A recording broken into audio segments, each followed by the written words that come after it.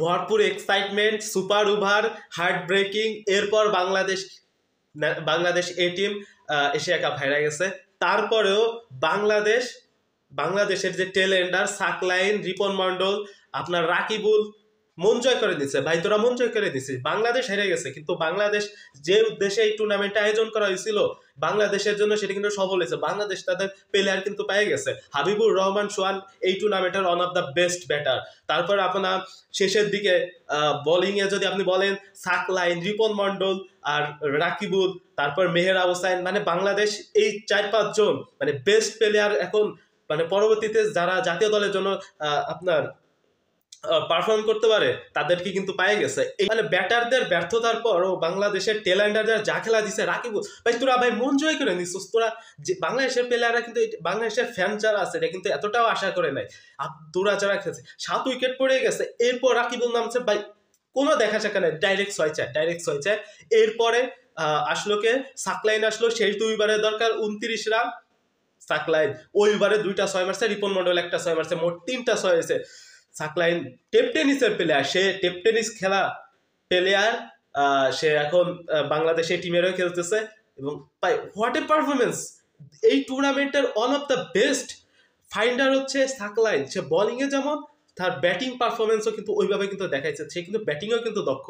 আর বোলিংয়ে তো বললামই না, তার সোলোয়ার কাটারগুলো পুরোই মাথা নষ্ট লেভেলের। বাংলাদেশের বোলাররা দুর্দান্ত করছে। মাত্র 126 রানের টার্গেট, সেটা বাংলাদেশের এই যে পাঠা রাব্বি গুখা প্লেয়ার, মানে কি বলবো, এদের মাথায় কোনো কমন সেন্সই নাই। মানে সেন্স তো দূরের কথা, মাথা বড় গু।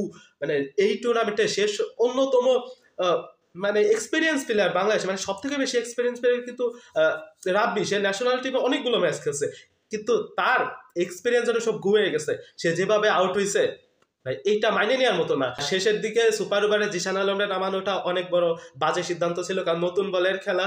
আর এই সময় মেহরাবরে নামানোটা অনেক যুক্তিসঙ্গত হইতো।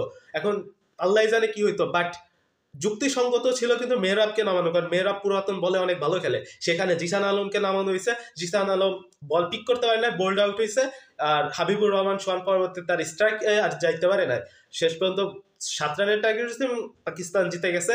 পাকিস্তানও তারা তাদের বেস্ট প্লেয়ারদের কিন্তু পেয়ে গেছে।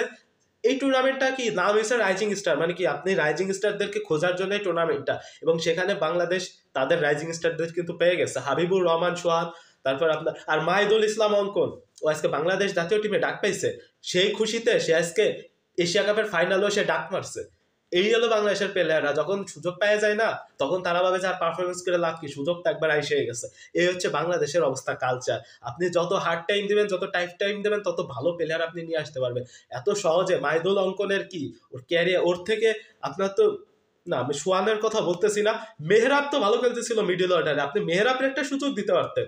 তা না, আপনি ওয়ান ডে টেস্ট খেলা একটা প্লেয়ারকে আপনি টি-20তে, কিন্তু মাহিদুল পরীক্ষিত না।